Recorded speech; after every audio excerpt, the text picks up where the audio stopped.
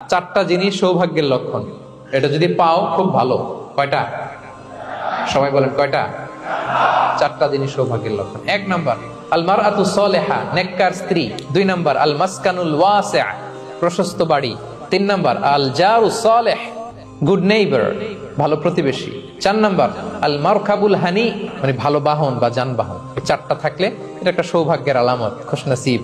কিন্তু খেয়াল করে দেখেন তো বিশ্বনবীর চারটার মধ্যে কয়টা ছিল? শুধু এক নাম্বারটাই ছিল, বাকি তিনটা ছিল না তেমন। এক নাম্বার কি ছিল? আল মারআতু সালেহা, নেককার স্ত্রী, এটা বিশ্বনবীর ছিল, ঠিক কিনা?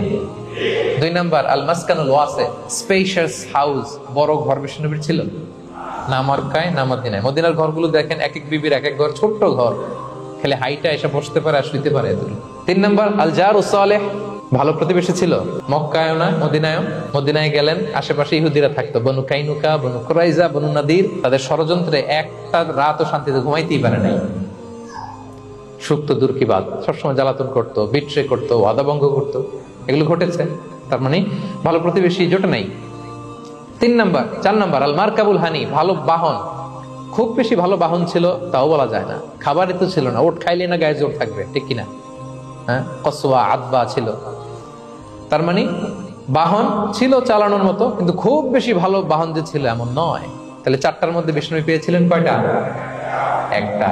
কিন্তু মা আয়েশার ঘরের ভেতরে সুখ আর সুখ, কিছু নাই। একটা মশক, পানি খাওয়ার, রুটি বেলার একটা জাজিম, এমন জাজিম, খেজুর পাতার চাটাই দিয়ে জাজিম। বিষ্ণুনবী সেখানে শুলে চাটাইয়ের দাগ পিঠের মধ্যে লেগে যেত। মাদুর বা চাটাই চিনেন আপনারা?